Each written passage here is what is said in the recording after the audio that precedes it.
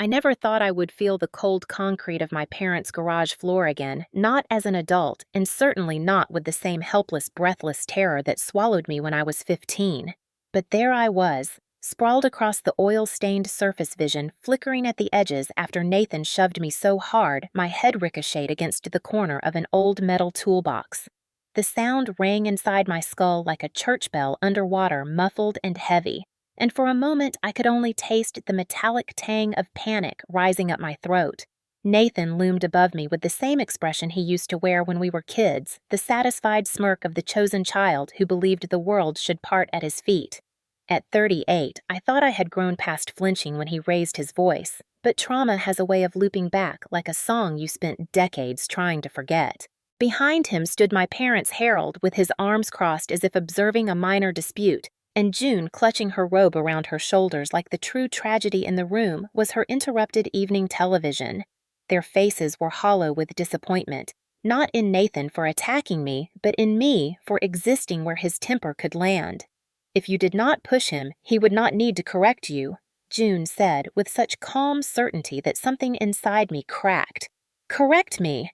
As if I were still that skinny teenage girl trembling on the garage floor while my father locked the door from the outside because I had dared to defend myself. My pulse thudded in my ears and I forced my shaking fingers to close around my phone.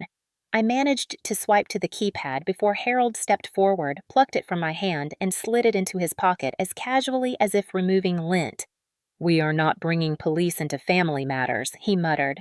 In that moment, any American watching would understand exactly why I did not simply call for help. I pushed myself upright, the room wavering as I swallowed dizziness. Nathan paced in front of me like a man rehearsing a monologue.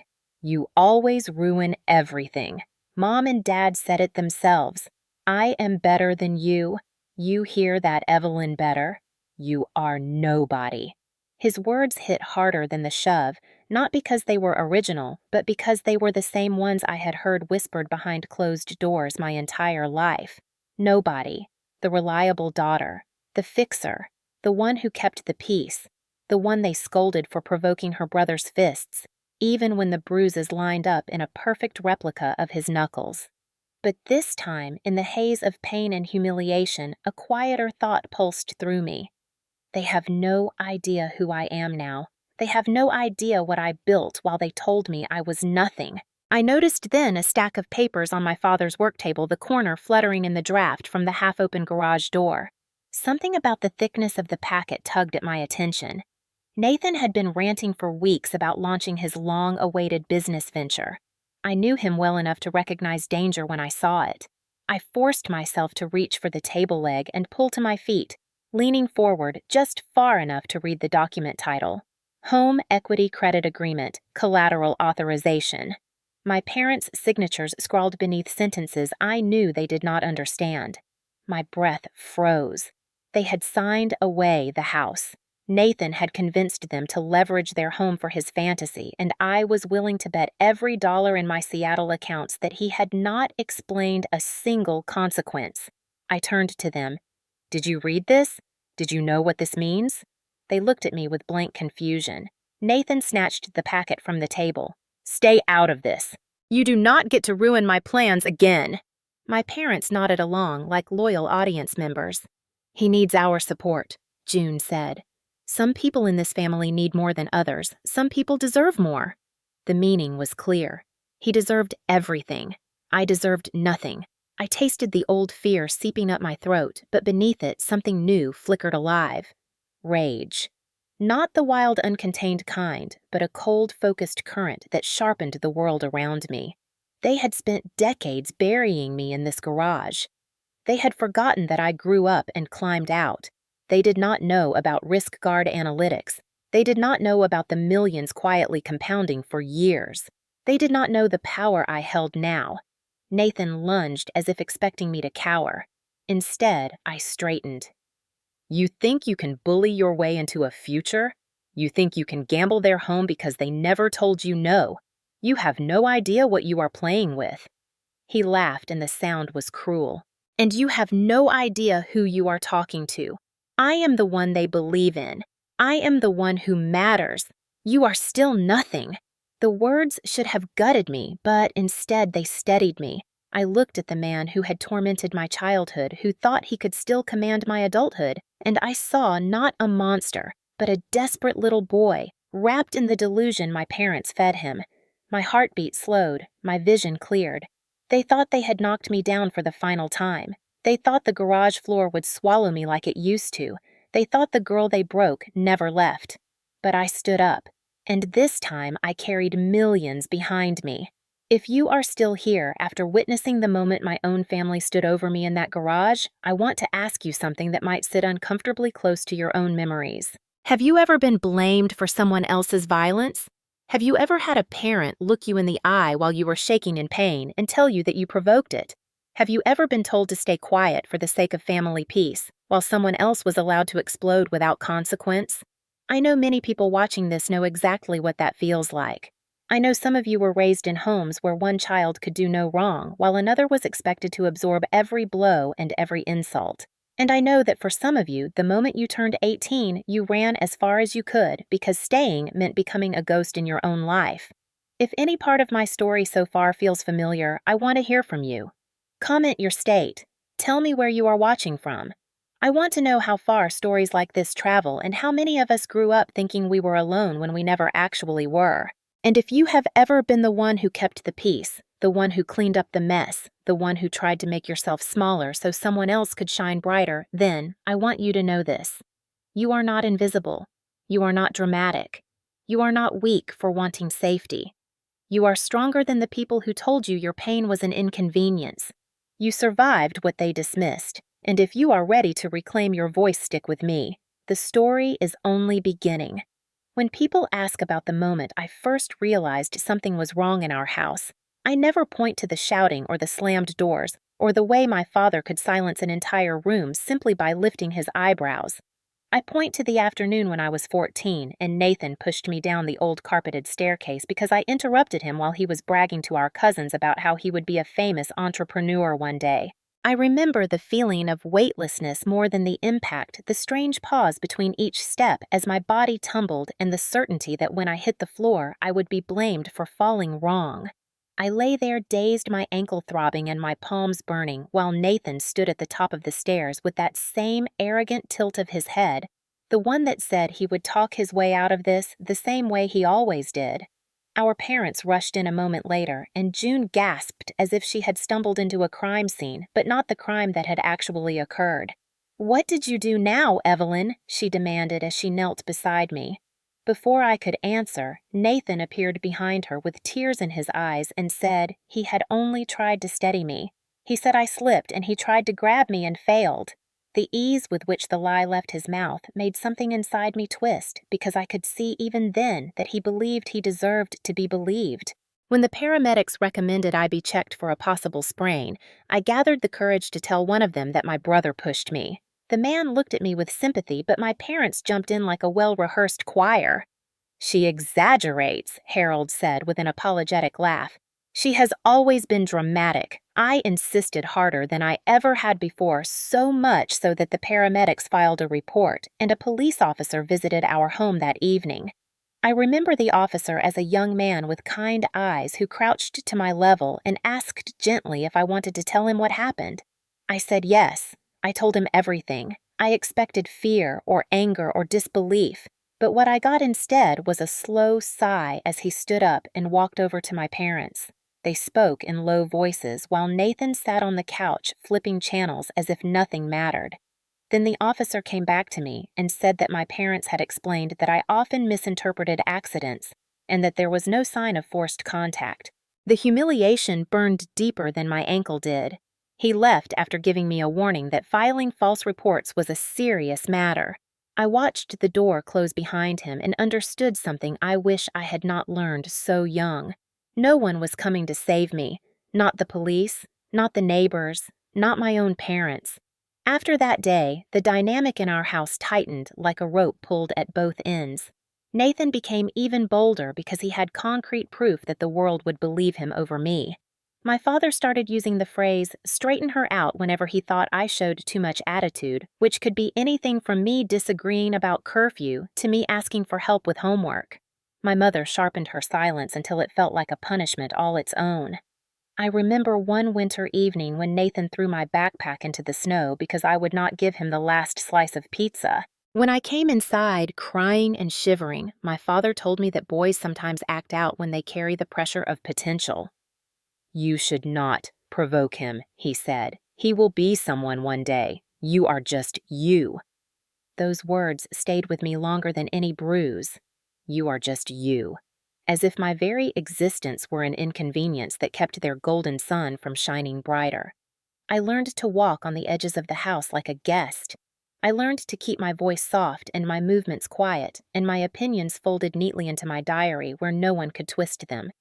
I learned to anticipate danger not by volume, but by the subtle shift in my father's posture, or the twitch at the corner of Nathan's mouth. By the time I turned 16, I could sense a storm before it formed. I could taste the anger in the air like metal. The strangest part is that children from homes like mine grow up thinking this is normal. I thought every family had one child who mattered, and another who patched the holes. I thought every sibling fight ended with the parents siding with the one who shouted loudest. I thought love always came with conditions, expectations, and the quiet threat of punishment. Looking back now, I understand why therapy books call it enmeshment, why psychologists talk about roles like the golden child and the scapegoat. But at the time, all I knew was that Nathan could wreck anything, and I would be the one sent to apologize. And yet beneath all the fear, there was a stubborn ember I never managed to extinguish, a tiny belief that I could build a life beyond the walls of that house. So I buried myself in schoolwork, not to earn praise from my parents because they hardly noticed, but because studying made me feel steady and capable. Teachers told me I was gifted at problem solving, and I clung to those compliments like a life raft. When I received my first acceptance letter to a university across the country, I felt a kind of joy I could not explain. The night before I left for school, my father told me not to embarrass the family by quitting halfway. Nathan shrugged and said she will be back within a year. Some people just are not built for success. I held on to those words during every late-night study session, every exam, every internship. They became the fuel that pushed me beyond the limitations they set for me. But trauma does not dissolve simply because you leave the house where it grew. It follows you like a shadow that stretches and reshapes itself in adulthood. Even as I built my career, even as I outworked every barrier placed in my way, I felt something in me tighten whenever the phone rang with their number on the screen. And when my mother called years later and asked if I could help Nathan with a small loan, my old instincts returned before I could stop them.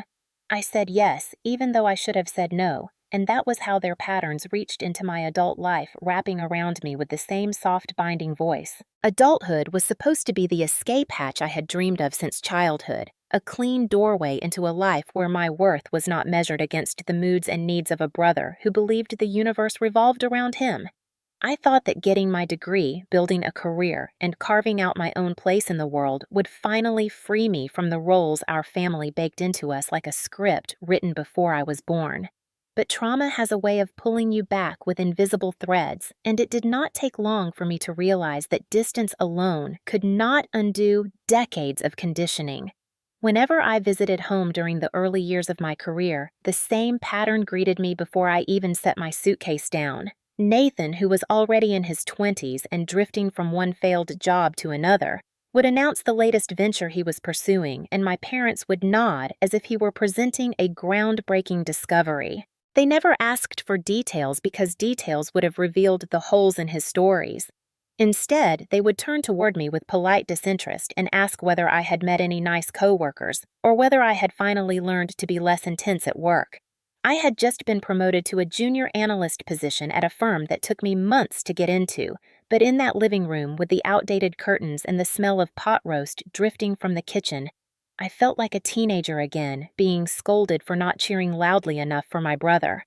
The worst part was how effortless the old dynamics resurfaced. Nathan would stroll past me and flick the back of my head as if we were still kids, or take my drink from my hand without asking or interrupt me mid-sentence whenever I tried to talk. Harold would laugh and say, "Boys will be boys," while June muttered that I should learn to be more patient. They spoke about him as if he were weather or gravity or some natural force that could not be challenged. Each time I returned to my apartment after those visits, I felt scraped out and ashamed of how quickly I shrank into the person they expected me to be. Years passed, and the more successful I became, the more strained the visits felt. When I founded Risk Guard Analytics at 32 after leaving a toxic corporate environment, I expected my family to at least acknowledge the leap I had taken. Instead, Nathan scoffed that I was acting above my station, and Harold warned me not to brag about things that might not last. June said she worried that I was taking on too much and that women needed stability more than ambition. I learned to stop mentioning my work altogether because every mention turned into a lecture on humility or an accusation that I thought I was better than them. The irony was suffocating because they were the ones who had always insisted Nathan was better than me, and yet the moment I tried to build a life where that belief no longer defined me, I was accused of betraying the family. The worst gaslighting happened during holidays when the house filled with extended relatives, and Nathan seized the opportunity to perform the role of burdened genius. He would tell cousins and uncles that I worked an easy desk job while he was the one facing real pressure. One Thanksgiving, he spilled gravy across my blouse by pretending to hug me from behind, and then blamed me for standing too close to the serving table. Harold chastised me in front of everyone for making a scene because I gasped when the hot liquid hit my skin. June insisted Nathan only wanted to show affection and that I had always been too sensitive for my own good.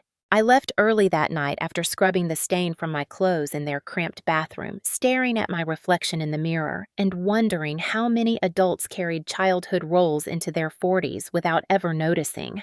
The most defining moment of this gaslighting arc happened 2 years before the night in the garage, when I came home for a weekend visit and brought a stack of documents to review because my company was negotiating a major contract. I sat at the kitchen table, highlighters and notes spread out around me as I worked through the details. Nathan wandered in wearing sweatpants and a smug grin and without warning tipped his entire mug of coffee across my paperwork. It bled into the pages like a spreading wound. I shot to my feet and shouted his name, but he only shrugged and said maybe if you did not take up the whole table, people would not bump into your stuff. Harold appeared in the doorway with that disappointed stare he had perfected. "Why do you always provoke him, Evelyn?" "He works hard. He is stressed. You know how he gets." I felt my voice climbing my throat, ready to scream that Nathan did not work hard and that he was not stressed about anything except running out of people to sponge off. But before I could speak, June rested a hand on my arm and whispered, "Stop.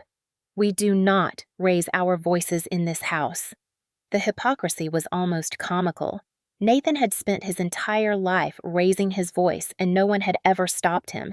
Yet the moment I reacted to having hours of work destroyed, I was the one told to calm down. I gathered my wet papers and stepped outside onto the porch, where I let myself cry quietly in the cold air. That was the night I realized how deeply the grooming had settled inside me. Even in my 30s, with a thriving company and financial independence, I still felt the urge to appease them, to shrink myself to keep the peace at my own expense. Gaslighting works subtle magic. It makes you doubt what you know. You saw what you heard, what you felt. It shapes you until you no longer trust your own reactions. And for years, I convinced myself these were normal family tensions rather than the emotional manipulation they truly were. The final straw came when June called and asked me to come over because Nathan wanted to talk about an opportunity. When I arrived, he presented a sloppy pitch for a business that made no financial sense, and then casually suggested that I could be the guarantor on a loan since I had the safest job in the family. Harold nodded along as if this were reasonable, and June looked at me with pleading eyes as if I owed them something simply for being born second. I said no. For the first time in my life, I said no without adding an apology or justification. The room went silent in a way that felt biblical.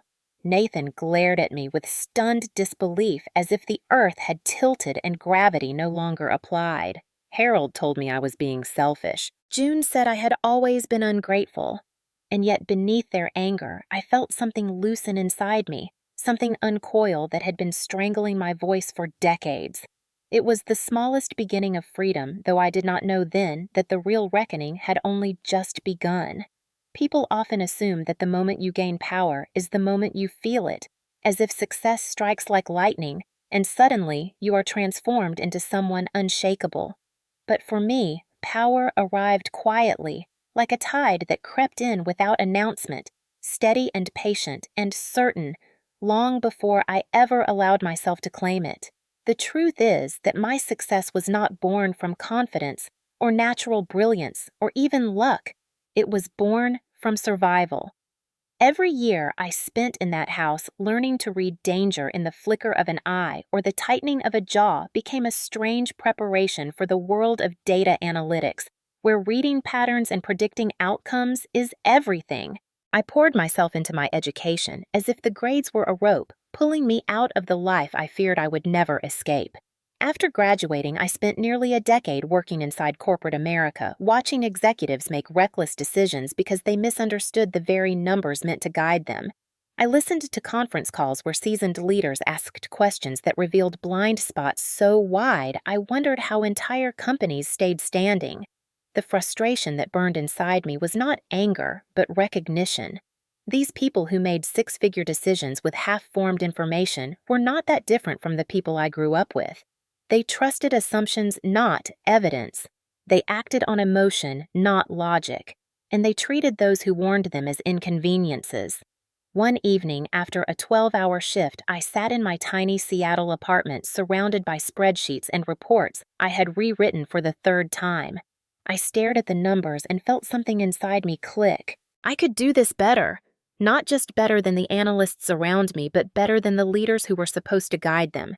And that night, Risk Guard Analytics was born, not with fanfare, but with a quiet conviction that I could build something disciplined and sharp and honest. In the early months, I worked from my kitchen table with nothing but a refurbished laptop and a prepaid phone. I built predictive models from scratch and cold emailed companies until my fingers cramped. Most ignored me, but a few replied, and one of those early calls led to a small contract with a mid-sized manufacturing firm. They wanted a risk assessment for a potential investment, and within a week, I delivered a report that saved them nearly $200,000. The CEO called me personally to ask how I caught what his entire internal team missed. I did not tell him the truth that years of surviving emotional landmines had taught me to anticipate problems before they exploded. Instead, I simply said I pay attention. Word spread in slow, deliberate waves. In an industry bloated with consultants who talked more than they listened, my company gained a reputation for precision and honesty. Within 2 years, I hired my first employee. Within 4, we secured contracts with 3 Fortune 500 clients. By year 6, RiskGuard was generating $36 million annually, and my personal portfolio had quietly grown to $11.7 million. I bought a condo overlooking the water in Seattle and furnished it with simple, tasteful pieces that reflected stability rather than status. I kept my company name off most public documents and paid myself a modest salary while funneling the rest into investments. I learned to love the silence of independence, the peace of waking up in a home where no one yelled or slammed doors or blamed me for their bad moods. And yet, even then, I did not tell my family. It was not shame, but instinct. I knew how they would twist it. Harold would say I was bragging. June would ask why I was not doing more for Nathan. Nathan would call it luck and then immediately try to take from it. Silence was not deceit, it was protection. The more successful I became, the more necessary that protection felt. When Nathan lost another job and called asking if I could lend him $2,000, I wired it without saying I could have written a far larger check.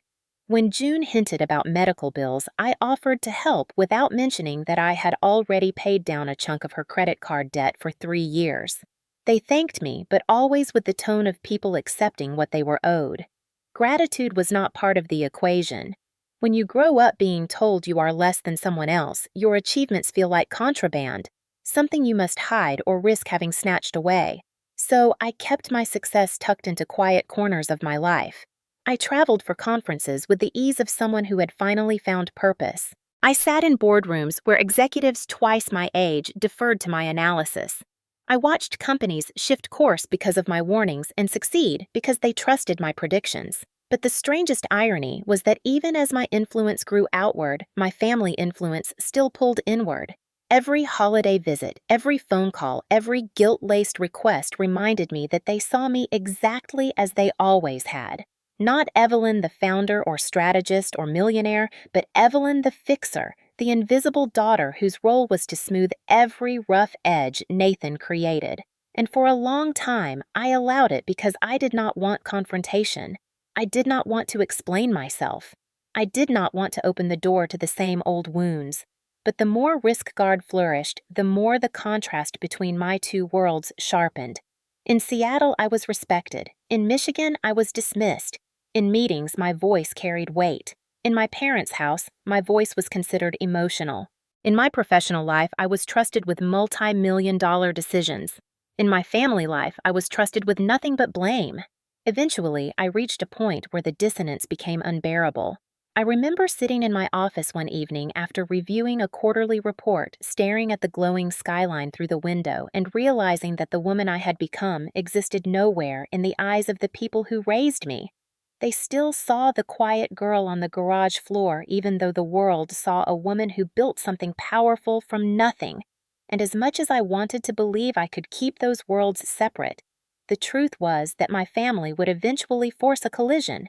Nathan had already begun asking more pointed questions about my job. My mother mentioned hearing from a cousin that I seemed to be doing well. Harold made offhand comments about how people who forget their roots usually regret it. I felt the shift before it fully formed.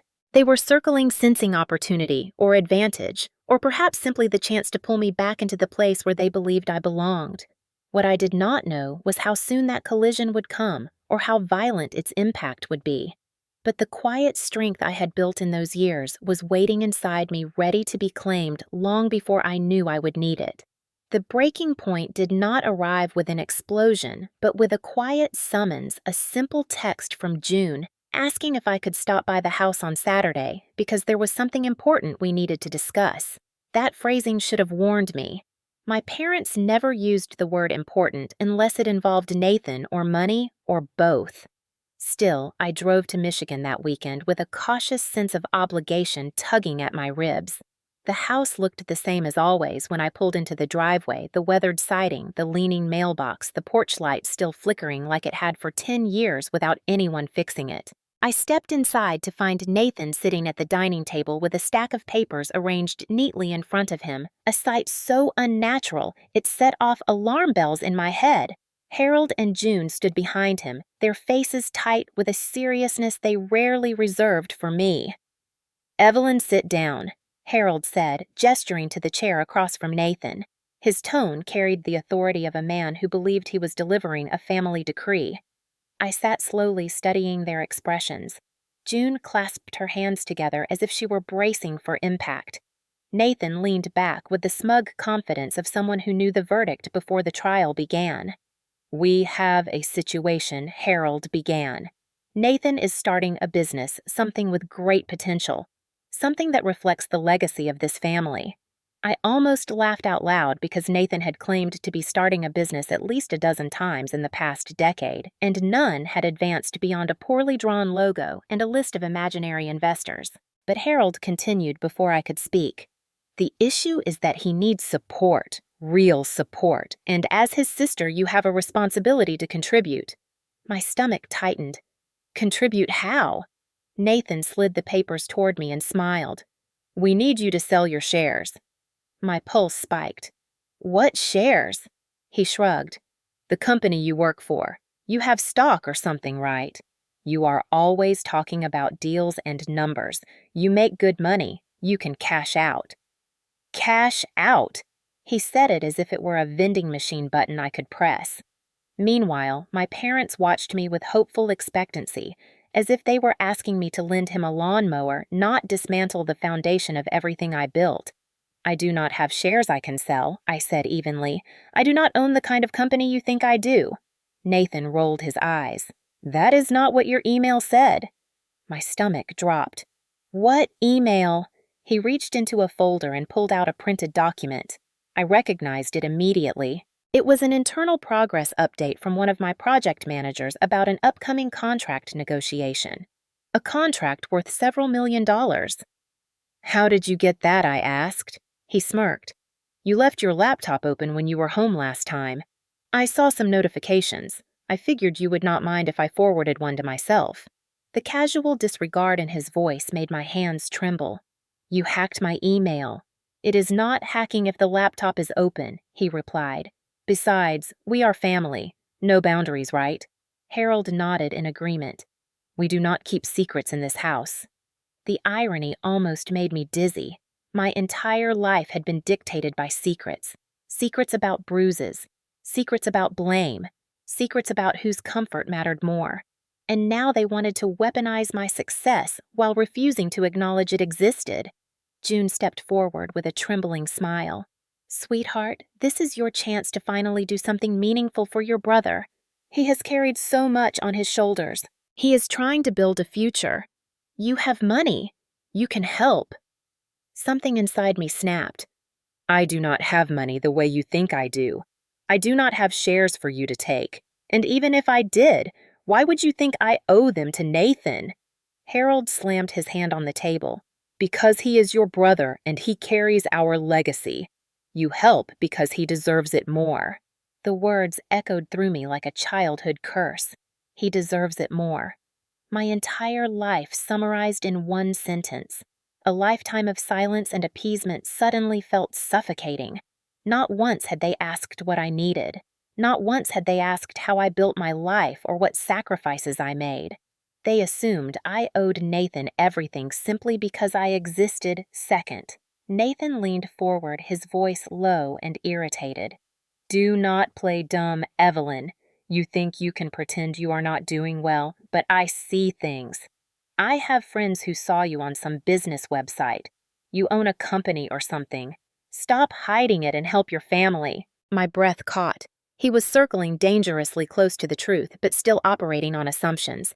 He had no idea of the scale of my success, only enough suspicion to become reckless. And my parents absorbed every hint he fed them. June touched my shoulder with false tenderness. "We know you are not wealthy, but you have always lived comfortably. That means you can sacrifice a little. This is about family unity." Unity. The word tasted sour. Where was unity when Nathan threw me down the stairs? Where was unity when I cried in the bathroom after Harold scolded me for provoking his temper? Where was unity when June turned away every time I tried to explain how I felt? Something in me crystallized into clarity. I stood slowly and every gaze in the room lifted toward me. No, the silence that followed was not silence at all. It was the collapse of an entire belief system in one breath. Harold looked stunned. June paled. Nathan scoffed, but the sound wavered. "You cannot say no," he snapped. "You owe us." I met his eyes with a steadiness I did not know I possessed. "I do not owe you anything. Not my money, not my work, not my silence." Harold rose from his chair as if preparing for battle. "Do not forget who made you, Evelyn." I took a step back. "I did not forget. I just finally realized you never made me. I made myself. And I will not dismantle my life to prop up the delusions of a man who has never lifted anything but his own ego." The air pulsed with shock and betrayal, but beneath it all, I felt something I had not felt since I was 18. Freedom. In the days following the confrontation, I felt like I was walking through two different realities, the one my family believed in where Nathan was a visionary tragically misunderstood, and the one I lived in where his ambition was nothing more than a series of reckless impulses waiting to consume whoever stood closest. I returned to Seattle with a heaviness in my chest, but also with a sense of sharpened alertness. The moment he mentioned my internal email, I knew something dangerous was unfolding behind the scenes, and the only way to understand the scope of it was to investigate. My first call was to my attorney, a woman named Celia, who had guided me through several corporate negotiations and whose blunt honesty I trusted more than anyone else. After listening to my description of the conversation, she paused for several seconds, then said, "Evelyn, I think your brother may be involved in something far more serious than entitlement. Do not speak to him directly. Do not speak to your parents. Let me dig." She referred me to a private investigator named Collins, who specialized in financial misconduct, especially cases involving family exploitation. When he called to introduce himself, his voice carried the calm confidence of someone who had seen every variant of deception imaginable. I told him everything I could: the strange documents on the garage table, the suspicious way my parents behaved, the email Nathan forwarded from my laptop, and the incessant belief that I owed him some financial windfall. Collins listened carefully, then asked a simple question. "Has your family ever signed anything for him before?" My breath caught because the answer was yes. Harold and June had a long history of signing whatever Nathan placed in front of them, whether it was a loan application for a used car or a permission slip for a gym membership he later abandoned. They never questioned him. They never read the fine print. They trusted him with the blind faith they denied everyone else. Collins sighed quietly. "Then I know exactly where to start." Over the next week, he kept me updated with brief messages, each one deepening the unease that had already taken root in my gut. First, he confirmed that Nathan had indeed used my laptop to access my emails, a violation that still made my skin crawl. Next, he informed me that Nathan had been shopping around for investors, falsely implying that he had access to a data analytics firm through me. But the real blow came when Collins asked if I had a moment to take a call. I stepped into my office, closed the door, and pressed the phone to my ear. "Evelyn, I need you to brace yourself," he said. "Your parents did sign papers for Nathan, but it is not forged." My heart pounded. "What do you mean, not forged?" He tricked them. He told them it was homeowners insurance paperwork. Instead, it was an agreement for a home equity credit line with their house listed as collateral. For a moment, I could not speak. A roar filled my ears like ocean surf pulling everything out from under me. They used the house as collateral. They could lose everything. Collins confirmed gently. The loan was already active. Nathan drew funds immediately, and based on his spending, it is likely gone. I sank into my office chair, gripping the armrests to keep myself grounded. My parents were not malicious, but they were painfully gullible, and Nathan had exploited that blind loyalty to an extent I had always feared but never imagined could be proven. I fought to steady my voice. "How much are we talking about?" "Enough that they will not be able to pay it back," he said. "And that is not all." Nathan also opened 2 credit cards in June's name using her social security number. He paid the minimum once, then let them lapse. "There are already collection notices." I pressed a trembling hand to my forehead. Did they know? No, Evelyn. They have no idea. They trust him completely. My stomach twisted. It was elder fraud, one of the most common financial crimes in the country, and yet the most devastating because it relied not on brute force, but on love and trust. But Collins was not finished. There is more. He attempted to start a business in your name. My pulse stopped. What? He applied for a small business loan. Submitted an application using your name, your general field, and a fabricated claim that you were a partner in his venture. The only reason it was flagged was because one of the underwriters noticed an inconsistency in his paperwork. The world tilted for a moment. Nathan had not just overstepped. He had crossed into outright criminal territory using his own parents as shields and attempting to drag me into the wreckage. Anger curled inside me slowly and deliberately, like a match being struck in the dark. I asked Collins the question that had been forming since the moment I hired him. "Can we prove all of this beyond any doubt?" "Absolutely," he replied. "I have copies of the signed documents video of him entering a bank branch with your parents' signatures in hand, timestamps linking him to the credit card applications and emails he sent while impersonating you. The evidence is overwhelming. Legal action will hold." Celia called me shortly after receiving his full report. Her tone was grave. "Evelyn, this is fraud on multiple levels, and depending on how far he went, he may face serious charges. But we need to move carefully because your parents will likely defend him even when shown proof. They always had. They always would. Yet this time the consequences were larger than a bruised arm or a broken household rule. This time their denial could cost them their home, their savings, their future." I pressed my fingers to my temples. I wanted to protect them, but not at the cost of protecting Nathan again. I asked Celia what our options were. She outlined a strategy that made my chest tighten, not from fear, but from the weight of justice finally taking shape. We gather the evidence. We confront them in a controlled setting. We make sure the truth cannot be twisted. And we give them the chance to choose how this proceeds. If they side with him, we escalate legally. If they choose to face reality, we negotiate damage control. It was a rational plan, but beneath the logic, something deeper trembled, a lifetime of swallowing pain while being told it was my fault. I stared at the city skyline outside my window, the lights blurring as tears threatened to rise. Nathan had taken so much over the years. My safety, my confidence, my voice. But this was different.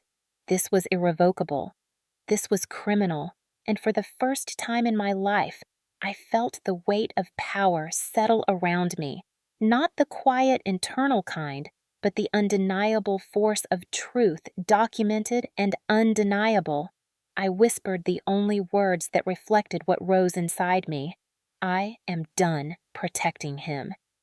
Celia exhaled as if she had been waiting years to hear it. Good. Then, let us move forward. I closed my eyes and inhaled deeply, feeling the past and future collide in one steady breath. Nathan had spent a lifetime rewriting the rules to suit himself, but this time the story would not bend around his desires. This time, the truth would be the thing that finally cornered him, and I was ready. The days leading up to the planned confrontation felt like standing on the edge of a cliff watching a storm approach with deliberate steps. Every hour carried the sensation of something shifting beneath my feet, something irrevocable taking shape. Celia worked with the precision of a surgeon assembling a strategy that left no room for misunderstanding or manipulation. She insisted that if we were going to reveal the truth to my parents, we had to do so in a setting where the evidence spoke louder than denial. She guided me through each step as if preparing me for trial, even though we were months away from any courtroom. First came the documentation. Collins provided digital copies of every incriminating file, but Celia wanted a physical presentation that my parents could not dismiss as doctored or misinterpreted. We printed the home equity agreement, the credit card applications, the forged business proposal, the loan attempts, and the emails Nathan had sent pretending to be me. We organized everything into a binder with tabs and summaries. Seeing it all in one place made my chest tighten. It was not just fraud. It was a map of how far Nathan had wandered from accountability. Celia asked me to prepare a slide deck because she believed visuals would force my parents to confront the truth without hiding behind excuses. I spent 2 long nights at my dining table designing a presentation that broke down every fraudulent act step by step. Each slide contained a timestamp, a name, a motive, and a consequence. It resembled an audit more than a family conversation, but that structure was exactly what we needed. Facts, not feelings. Evidence, not emotional manipulation. I inserted one final slide at the end that showed not crime, but contrast. My financial standing laid out clearly and simply. It was not meant to humiliate anyone. It was meant to show the reality they refused to see.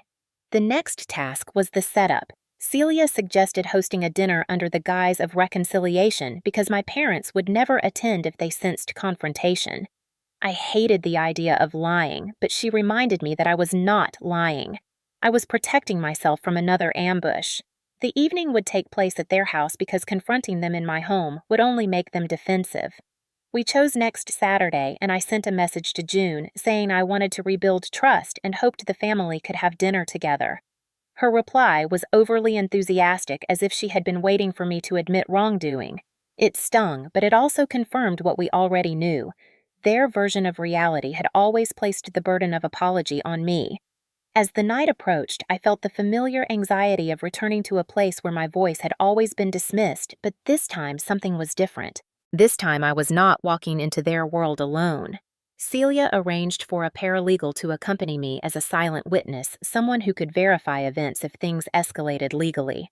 I spent the week rehearsing what I would say before we revealed the evidence. The words tangled every time I tried to speak them aloud. I did not want to sound angry, even though I was. I did not want to sound desperate, even though part of me still hoped they would finally see the truth. But mostly, I did not want to fall back into the old pattern of shrinking in their presence. The night before the dinner, I sat on my couch with a cup of tea, growing cold in my hands, and allowed myself to imagine both possible outcomes. In one version, they would be horrified at what Nathan had done. They would apologize. They would accept the truth. In the other version, the more realistic one, they would defend him even as the evidence crushed every excuse. They would call me dramatic, jealous, heartless, cold. They would blame me for showing them reality, and I knew which outcome I needed to prepare for. The following morning, Collins called to say he had one more piece of evidence that might help. He emailed a short video recorded by a security camera at a bank branch showing Nathan confidently handing over the home equity paperwork my parents had signed. The timestamp matched the day he had claimed he was at a job interview. Seeing him walk through those doors with such ease filled me with a mixture of sorrow and resolve. This was no accident. This was no misunderstanding. This was a pattern of entitlement turned into calculated harm. I forwarded the video to Celia, who instructed me to embed it near the beginning of the presentation. People process betrayal faster when shown instead of told. The rest of the day, I spent reviewing the slides, adjusting phrasing, and ensuring that every detail was clear and undeniable. When I finished, I took a step back and stared at the screen. It felt like looking at the autopsy of a relationship that had died long before I acknowledged it. That evening, Celia called one more time to walk through the logistics. She reminded me that I did not have to answer personal attacks that I did not need to justify my boundaries, that the truth was enough. Her voice held no judgment, only steady support. "You have spent your whole life believing your pain requires explanation," she said. "It does not. Not anymore." Sleep did not come easily, but morning eventually arrived, pulling me into the inevitability of what waited. I dressed simply and professionally, not to impress but to steady myself. I packed the binder, the flash drive, and a printed copy of the slide deck. When I drove toward my parents' house, my stomach knotted the way it always did. Yet beneath the fear, something stronger pulsed, a sense of readiness I had never felt before. They had shaped my childhood, but they would not shape my future. As I parked in front of the house, Colin's message buzzed on my phone. "Whatever happens tonight, remember one thing. Facts are on your side. You are not the frightened kid they expect." He was right. I walked to the door with measured steps, each one heavier, but also somehow lighter. Harold opened the door with an expression caught between suspicion and reluctant hospitality. June hovered behind him with a smile that did not reach her eyes. Nathan was already seated at the table, dressed in a button-down shirt he clearly thought made him look respectable. I offered a greeting and sat down. The house smelled like pot roast and denial. Nathan watched me with a grin he thought was charming. "Glad you came," he said. "We need closure." I almost laughed at the word, but instead I opened my laptop, placed it on the table, and connected it to the small projector Celia had loaned me. The room dimmed slightly as the first slide illuminated the wall, and for the first time in my life, my voice did not shake in that house. "Tonight we are going to talk about the truth," I said. "Not assumptions, not roles, not blame. The truth." The moment the first slide illuminated the wall, the atmosphere in the dining room shifted from hollow politeness to something tight and electric, as if the air itself understood what was coming before any of them did. Nathan lounged back in his chair, pretending to be unfazed, but the slight twitch at the corner of his mouth betrayed him. Harold crossed his arms and narrowed his eyes as if preparing to critique rather than listen. June clasped her hands together with the same uneasy anticipation she wore during church sermons she feared might challenge her beliefs. I clicked to the next slide, which displayed the home equity agreement in crisp detail, the signatures clear, the collateral terms highlighted. I explained each section calmly, refusing to let my voice waver. When I pointed out the clause stating that the house could be seized if payments were not maintained, June gasped and reached for Harold's arm. "What is this?" she whispered. Harold frowned at the document, then glared at me as if I had forged it myself. "Where did you get that?" Before I could answer, Nathan laughed too loudly. "It is insurance paperwork, Dad. She is twisting it to make me look bad." I clicked again. The screen shifted to the bank security footage. Nathan walking confidently into the branch, the paperwork in hand, speaking with the teller. The room fell silent except for the quiet hum of the projector. June's eyes widened and she covered her mouth. Harold leaned forward, squinting. "That is you," he said slowly. Nathan's jaw tightened. "So what?" he snapped. "I handled it because you two cannot manage finances. It is called taking initiative." "Taking initiative does not involve putting your parents' house at risk," I replied. "Their home is collateral for a loan you already spent." June shook her head in disbelief. "Nathan, tell her that is not true. Tell me you did not do this." Instead of answering, he stood up, pushed his chair back, and pointed at me. "She is manipulating you. She has always been jealous. She wants to make me look irresponsible so you will love her more." The desperation in his voice was the first honest thing he had said in years. I clicked to the next slide showing the credit card applications filed under June's name with her social security number typed neatly in the designated fields. June let out a small cry and covered her face with trembling hands. "I never applied for those. Why are these in my name?" "Because Nathan filled them out," I said. "He opened 2 accounts and defaulted almost immediately. The collectors will start calling if they have not already." Harold stood abruptly, his chair scraping against the floor. "That is impossible. Nathan would not do that to his mother." Nathan shoved his hands in his pockets and rolled his eyes. "It was supposed to help you build credit," he muttered. "You messed it up by not paying." June lifted her head, her voice breaking. "I did not know they existed. How could I pay something I did not know about?" I clicked again before anyone could spin another lie. The slide displayed a screenshot of the small business loan application submitted under my name. The fabricated claim that I was a partner in Nathan's imaginary venture was circled in red. Harold stared at the screen, his expression contorting into something between shock and humiliation. "You involved your sister without asking." "That is fraud," Nathan snapped back. "It is not fraud if we are family. I was going to make us all money. Evelyn is just selfish." I turned to him. "You impersonated me. You used my credentials. You submitted this without my consent. That is a federal offense." His sneer faltered. He looked toward our parents for rescue, but they seemed lost, caught between the young son they had worshipped and the man revealed before them now. I switched to the next slide, the summary of every fraudulent act laid out chronologically, then another detailing the consequences, possible charges, potential penalties, what the bank could legally pursue. With each bullet point, Harold and June seemed to shrink, as if the weight of every decision they had blindly supported finally settled upon their shoulders. But the room did not break open until the next slide appeared the garage footage from the night Nathan shoved me. The dim light, the cluttered shelves, the outline of my body hitting the floor, the unmistakable aggression in Nathan's stance. June choked on a sob. Harold's face drained of color. Nathan lunged toward the projector. "Turn that off! You are lying! You staged this! You edited it!" My attorney's paralegal stepped forward quietly. "This footage was retrieved directly from the property security system," she said. "It is authentic." Her voice was steady, clinical, impossible to dismiss. June clutched her chest. "Nathan, how could you?" Nathan's composure snapped. He slammed his hands on the table. "She deserved it. She always provokes me. She pushed me first when we were kids. Nothing has changed." Silence fell thick and suffocating. His confession hung in the air like smoke. For the first time in my life, I watched my parents see him clearly, not as the golden boy they had spent years protecting, but as the architect of every disaster they had excused. I took a slow breath and clicked to the final slide, the one showing my financial portfolio laid out cleanly, my assets listed simply, my company valuation displayed without embellishment.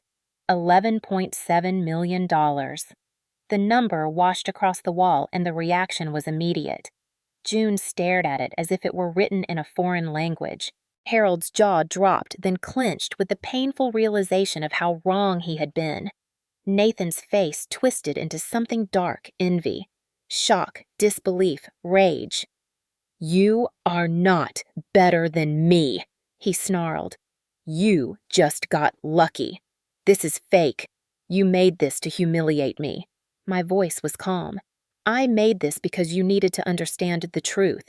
You have destroyed everything entrusted to you. You stole. You lied. You hurt people who trusted you, and you blamed every consequence on me.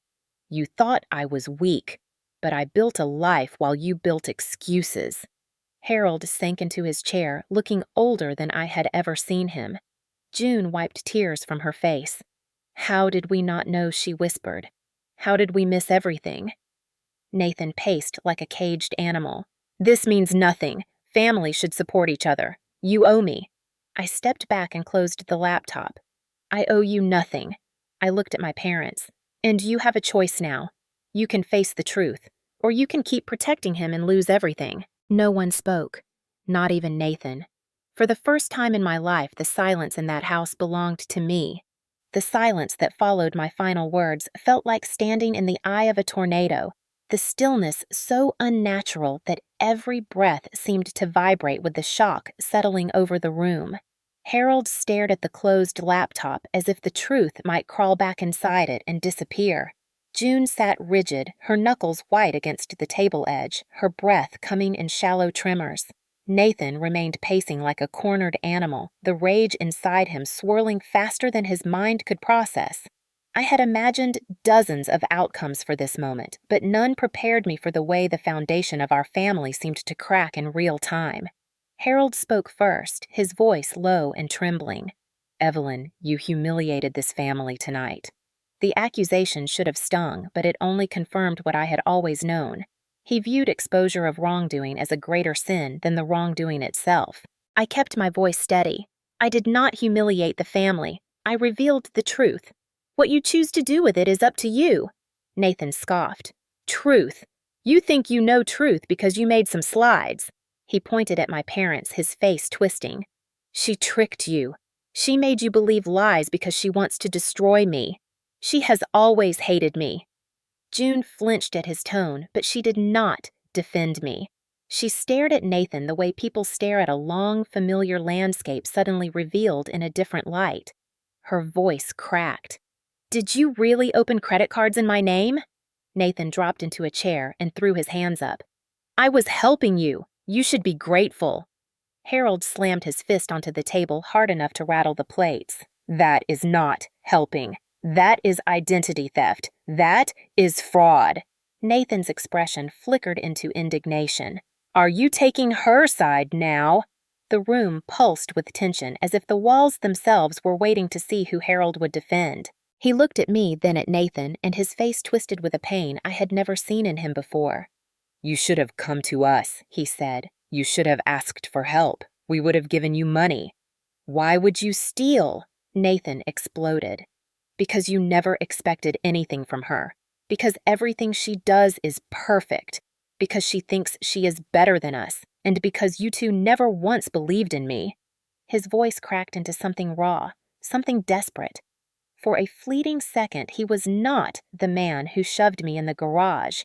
He was the boy who grew up believing that love was a prize he had to earn at any cost.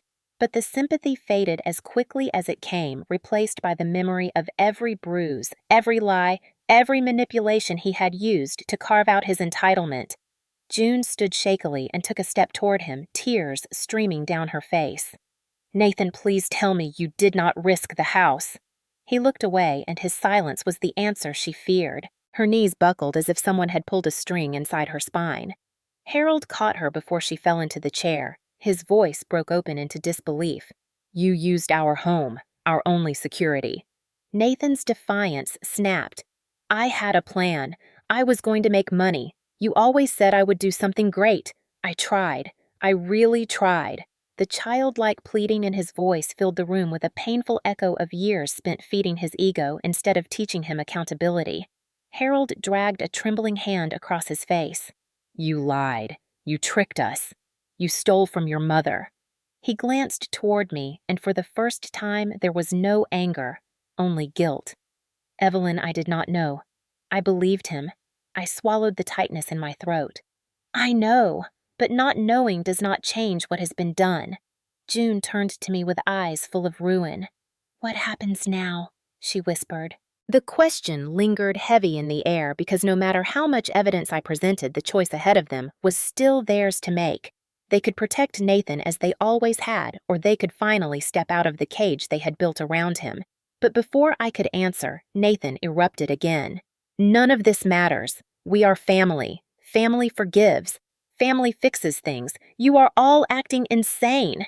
Harold rose to his full height, and for a moment I saw the stern man who had towered over my childhood. But there was no certainty in him now, only exhaustion.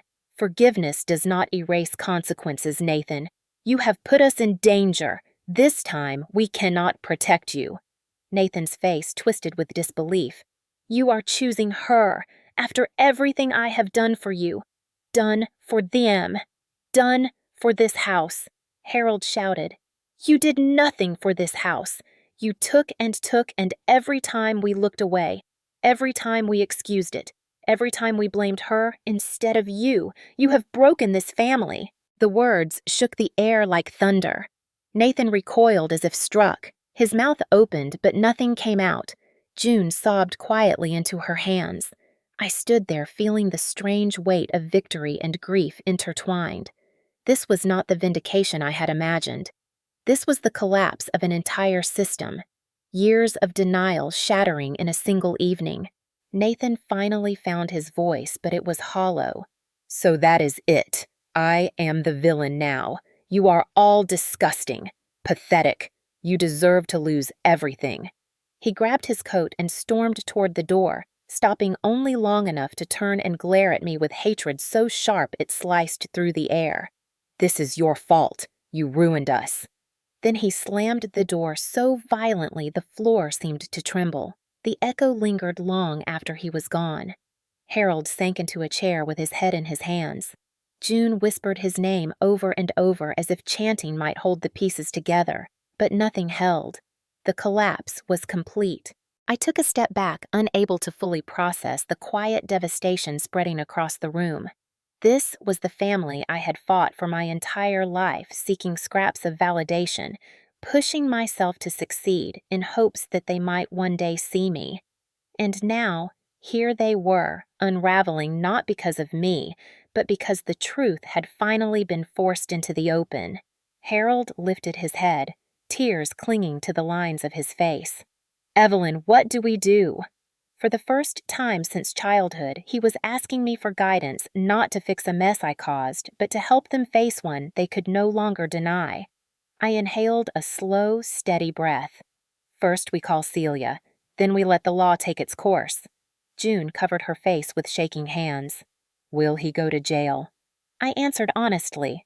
That depends on what he does next. What any of you do next. The three of us sat in fragile silence, the kind that settles after a storm when nothing looks the way it did before. The family they had built around illusion favoritism and denial had collapsed. And for the first time, the truth stood taller than all of us.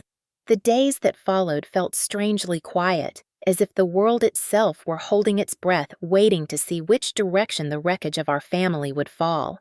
After the dinner reveal, Nathan disappeared for 48 hours, leaving behind a trail of unanswered calls, frantic messages from June, and a heaviness that settled over the house like dust after an earthquake. Harold contacted Celia the next morning, his voice cracking as he explained what little he understood about the legal implications. She scheduled an appointment immediately, and by noon, we were sitting in her office while she outlined the next steps with the steady professionalism of someone who had walked countless families through similar storms. The bank had already flagged the home equity loan due to suspicious activity, and the credit card companies had initiated fraud investigations. Celia explained that because my parents signed the equity documents willingly, even though under false pretenses, the bank might still hold them partially responsible unless we could prove deception. That meant statements, sworn affidavits, cooperation with investigators, and an unavoidable acknowledgement that the son they defended for decades had orchestrated a calculated financial collapse. June cried throughout the meeting, her shoulders trembling each time Celia mentioned Nathan's liability. Harold stared forward with a hollow expression, occasionally nodding as though his mind were struggling to catch up with the unraveling of the beliefs he had held for so long. When Celia asked if they intended to cooperate fully, Harold hesitated, torn between paternal instinct and undeniable truth. I spoke gently but firmly. You cannot protect him from this. If you try, you will lose everything." For the first time, Harold did not argue. He simply lowered his head and whispered, "I know." A few days later, investigators from the bank and credit agencies arrived at the house to gather evidence. I sat beside my parents as they answered questions, their voices shaky but honest. The investigators documented each fraudulent account, each signature, each withdrawal Nathan made. When they asked June to confirm that she had never opened the cards, she nodded with tears dripping onto her folded hands. The shame in her eyes was heartbreaking, not because she was guilty, but because she had spent her life believing obedience was the same as love. Now, obedience had become the very thing that endangered her future.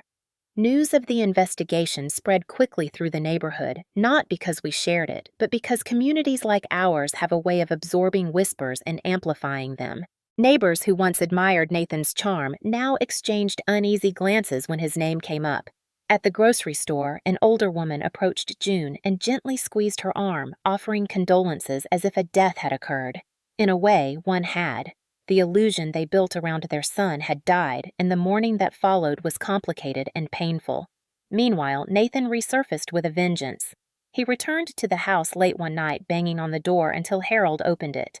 I arrived minutes later after Harold's urgent call and found Nathan standing in the living room with wild eyes and flushed cheeks, insisting that everything was exaggerated. He blamed the bank for incompetence, blamed me for betrayal, blamed investigators for misinterpreting intentions. But when Harold held up the binder of evidence I had presented, Nathan's bravado faltered.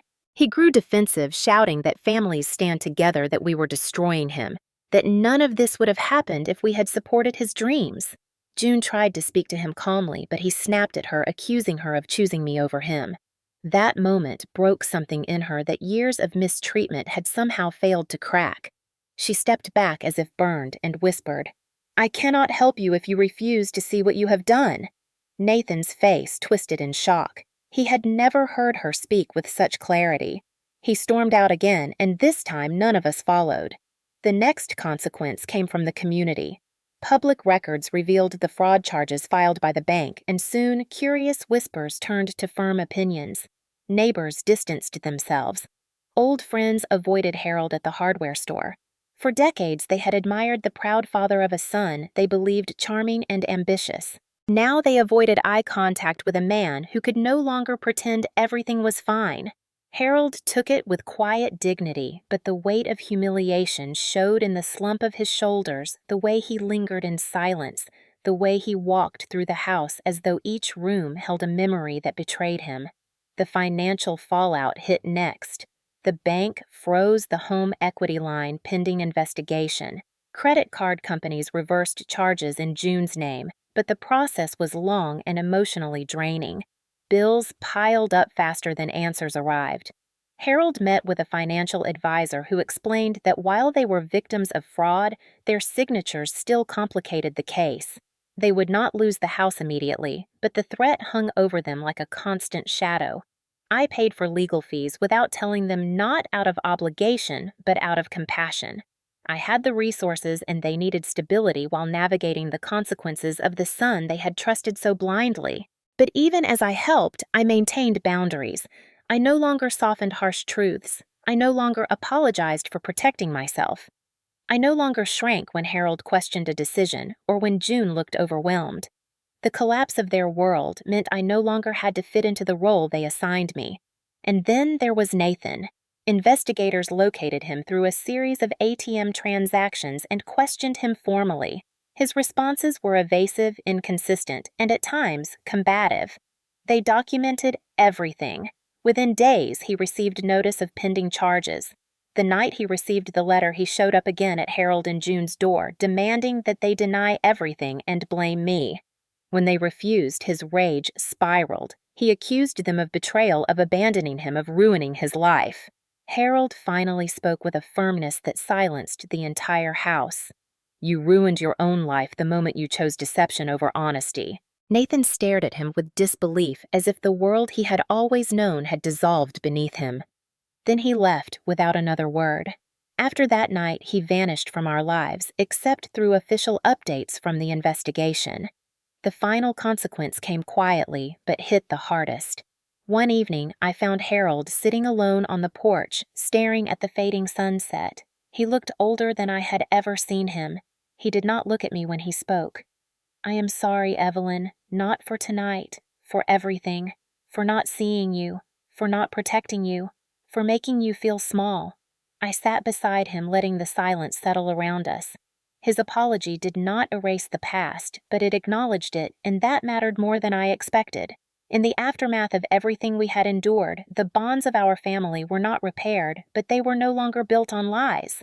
The consequences were unfolding in real time, and though painful, they were necessary. Truth had finally taken root where denial once ruled, and in that broken soil, something new could finally grow. In the weeks that followed the collapse of everything I once understood as family, I found myself moving through life with a strange combination of exhaustion and awakening, as if every step forward required shedding an old version of myself I had worn for far too long. For the first time in decades, I no longer felt the familiar pull of obligation dragging me back into patterns carved during childhood. Instead, there was a growing sense of spaciousness inside me, an unfamiliar quiet that felt both unsettling and liberating. I returned to Seattle with a clarity I had never possessed, and on the first morning back, I stood in my condo overlooking the calm gray water and breathed deeply, letting the city's rhythm wash over me like a reminder that life could be built intentionally rather than reactively. I did not answer my parents' calls right away, not because I held resentment, but because I needed to relearn how to exist without bending instinctively to their needs.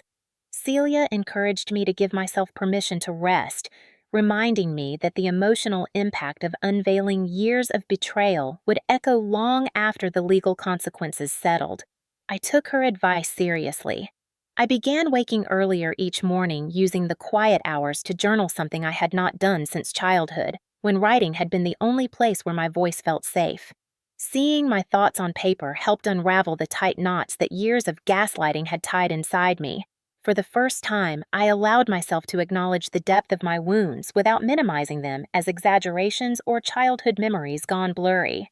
Therapy became a central part of my rebirth. I found a trauma-informed therapist named Mara who listened without judgment and offered insights that reframed my entire life. During our first session, she said something that pierced directly into the core of me. "You learned to survive by anticipating everyone else's emotions. Now you need to learn how to recognize your own." That sentence stayed with me for days. All my life, I had mastered the art of reading rooms, gauging tones, sidestepping conflict, and calculating risks long before they appeared. Those skills had built a company and safeguarded millions, yet they had also cost me the ability to truly identify what I wanted. In the safety of Mara's office, I realized how much of my identity had been shaped by fear, by performance, by the quiet desperation to avoid being punished for existing. As the weeks passed, the numbness inside me softened. I found myself drawn to small pleasures I had once considered indulgent, like walking along the waterfront without rushing cooking dinner simply because it soothed me, or sitting in a bookstore for hours, letting the weight of stories remind me of worlds far larger than the one I grew up in. I began tending to myself with a gentleness I had never been offered. Part of my rebirth involved reassessing my relationship with work. RiskGuard Analytics had grown into a formidable presence in the industry, and for years I had driven myself relentlessly determined to build something unshakable as proof that I mattered. But now I saw that the company thrived, not because I overworked myself, but because I had built systems, people, and structures that functioned even when I was not present. I allowed myself to delegate more, trusting my team to handle responsibilities I once hoarded out of fear of letting anyone down. My employees noticed the shift. One afternoon during a team meeting, my lead analyst smiled and said, "You seem lighter lately." I wanted to tell her everything, but instead, I simply nodded and replied, "I think I am finally learning how to breathe." That newfound breath created space for something else, a growing desire to give back in a way that honored the young girl I once was. I began researching nonprofit initiatives supporting women escaping financially abusive households. The statistics were staggering. So many suffered in silence because they lacked resources or knowledge or the simple belief that they deserved better. I saw pieces of myself in their stories and decided to create something that offered not just financial support, but education tools and mentorship for women rebuilding their lives. That was how the Ward Women's Financial Freedom Initiative came into existence. I committed a portion of my personal wealth to the project and worked closely with attorneys and advisors to structure it sustainably. Launching it felt like reclaiming a narrative that had once been written for me. The initiative was not just philanthropy, it was healing. Meanwhile, my relationship with my parents entered a fragile but honest stage. They apologized often, sometimes haltingly, sometimes tearfully, struggling to reconcile the daughter they ignored with the woman standing before them now. I did not rush forgiveness. Instead, I allowed time to carve new boundaries. I called when I had capacity. I visited when I chose to, not when guilt beckoned. Strangely enough, the distance helped them grow. Harold began attending financial literacy workshops offered by the bank, determined never again to sign anything he did not understand. June joined a support group for parents affected by elder fraud, learning how to shed the shame she had carried like a second skin. Their transformation was imperfect, but sincere, and watching them unlearn decades of denial gave me cautious hope. Nathan's absence remained a constant undertone in all our interactions. Updates from the investigation trickled in. He faced multiple charges involving fraud, misuse of identity, and financial deception. My parents struggled with the heartbreak of loving a son who had harmed them deeply. I did not tell them how often I wrestled with conflicting emotions myself. Anger, sadness, relief, grief, triumph, compassion. The complexity was endless, but Mara reminded me that healing was not the erasure of pain, but the integration of it. One evening after therapy, I walked along the pier watching seagulls dart across the fading sunset. The wind carried the scent of salt and the gentle hum of passing boats. I felt a stillness settle inside me, not the numbness of dissociation, but the soft, steady hum of autonomy. I realized that rebirth was not a dramatic moment of transformation. It was a series of quiet choices, choosing myself over obligation, choosing truth over silence, choosing boundaries over guilt, choosing a future that belonged to me. As winter approached, I made one final decision that marked a turning point. I purchased a townhouse in a peaceful Seattle neighborhood, a place filled with light and space and possibilities. The first night I slept there, the emptiness felt comforting rather than lonely. It was a home built not from fear or expectation, but from intention. I lay in bed listening to the soft hum of the city beyond my window and felt something settle deep within me. I had survived a childhood that tried to shrink me. I had built a life that proved I was more than what they believed. And now I was stepping into a future where I no longer needed to justify my existence. My rebirth was not loud. It was steady, it was earned, and it was mine. The final confrontation did not happen the way I once imagined it, with shouting or dramatic accusations or courtroom tension. Instead, it came quietly on a gray Wednesday morning in late February, when the rain tapped softly against my townhouse windows and the world felt strangely peaceful. I had just finished a call with the foundation team when my phone lit up with an unknown number from Michigan. Normally, I would have ignored it, but something in my chest tightened, an old instinct I had spent years trying to outgrow, and I answered before doubt could intervene. At first, I heard nothing but shallow breathing and the faint echo of a hollow room. Then Nathan spoke, his voice stripped of the arrogance and swagger that had defined him for as long as I could remember. "Evie," he whispered, using the nickname he had not said since we were children. "I need to talk to you." I closed my eyes, feeling the old ache rise like a ghost pressing its palms against my ribs. "What do you want, Nathan?" There was a long silence broken only by his shaky inhalation, a sound that hinted at sleepless nights and unraveling certainty. "Everything is falling apart," he finally said. "They took my license. They froze my accounts. I might lose the house. Dad is sick from the stress. Mom cannot look at me." His voice cracked. "I do not know what to do." I waited not because I wanted to comfort him, but because the old version of me would have rushed in with solutions. That version had died. "Did you call to ask for help?" I said calmly. "No, not help." He replied quickly, though the desperation beneath the words betrayed him. "I called because I need to understand something. Why did you do this? Why did you let them investigate me? Why did you let everything fall on me when you could have stopped it? You always saved me before." The sentence hit like a cold wind. For years, that had been my role, the invisible net stretched beneath him, always catching the weight of his mistakes while he walked freely. My fingers tightened around the phone. "Nathan, you committed fraud. You stole identities. You coerced our parents into signing something they did not understand. You hurt people. I did not do any of that to you. You did it to yourself." He let out a frustrated sound, almost a growl. "But you are my sister," he said. "You were supposed to protect me." I could picture him running a hand through his hair, pacing whatever room he now occupied, perhaps a cheap rented apartment or a holding facility conference room. His world had shrunk while mine had expanded, and he could not understand how the scales had shifted.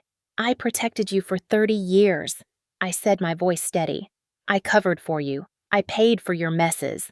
I took the blame. I let you grow into a man who believed consequences were optional, and when you became dangerous, I stepped away. That is not betrayal, Nathan. That is survival." He exhaled hard, the breath trembling. "I do not know who I am without you," he admitted. "Everything is gone. The family, the respect, the future I thought I deserved. My life is ruined, Evelyn. Ruined." The word echoed between us like a final verdict. For a moment, I felt something stir inside me. Not pity exactly, but the faint, mournful recognition of the little boy he used to be before our parents crowned him exceptional and condemned me to invisibility. But compassion is not the same as responsibility. "I am not your lifeline anymore," I said softly. He inhaled sharply as though slapped. "So that is it. You are done. After everything we went through as kids. After everything I endured," he said the last word with a wounded emphasis, as if he were the one who had been thrown against garage floors and dismissed by those sworn to protect him. "Nathan, you did not endure me," I replied. "You benefited from me. There is a difference." Another long silence followed. I heard him swallow a soft, broken sound that startled me with its vulnerability.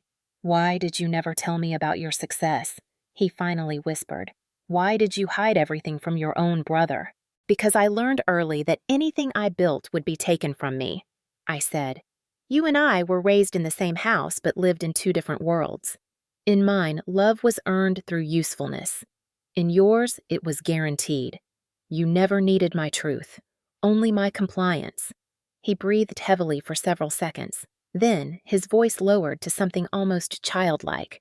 "Can you forgive me?" I sat on the edge of my sofa, feeling the weight of his question settle over my shoulders like a familiar but unwanted coat. "Forgiveness is not a door I can open for you," I said. "It is something you must seek within yourself. What I can tell you is this. I do not hate you. I simply will not save you anymore." There was a muffled sound like he nodded or pressed his forehead into his hand. "I do not deserve anything from you," he said quietly. "I just needed to hear your voice. Thank you for answering." The line clicked off before I could reply. I set the phone down and stared out the window at the steady rain, feeling neither triumph nor sadness, but a deep, abiding certainty. I had not won a battle. I had reclaimed my life. Peace did not arrive in a single moment of revelation, but rather unfolded in quiet layers, gradually settling over my life like morning light filling a dark room. Months had passed since the investigation began, and though the turbulence around my family continued in measured waves, my internal world had grown still in a way I once believed impossible. I began to understand that peace was not the absence of what hurt me, but the presence of what sustained me. My townhouse became more than a home. It became a sanctuary where the chaos of my upbringing could no longer reach. I filled it slowly with things that made me feel grounded. Soft, textured blankets, warm golden lamps, shelves of books that fed the parts of me I had long ignored. For the first time, I decorated not with practicality in mind, but with intention, choosing colors and textures simply because they made me feel safe. Each change was a declaration that this space belonged to me and no one else. I developed new routines that centered rather than depleted me. Long morning walks on quiet tree-lined streets. Evenings cooking meals without rushing, as though life were a deadline I needed to outrun. Sundays spent wandering through local markets where strangers paused to smile at each other without suspicion or expectation. I discovered a gentle pride in building a life at my own pace. The Foundation initiative grew faster than I anticipated. Applications poured in from women across the country seeking financial guidance, emotional support, or simply a reminder that they were not alone. Reading their stories filled me with a sense of purpose far deeper than any quarterly report or business metric ever had. These women were battling circumstances I knew intimately, and yet each one carried a quiet bravery that humbled me. I met with them individually and in groups, offering knowledge, encouragement, and resources to rebuild what had been taken from them. Their progress became a testament to the power of reclaiming control. In helping them, I found healing for myself. My relationship with my parents evolved cautiously but with sincerity. They continued therapy and attended every legal meeting their case required. They no longer defended Nathan blindly. They no longer diminished my experiences. Instead, they approached me with openness that once felt unimaginable.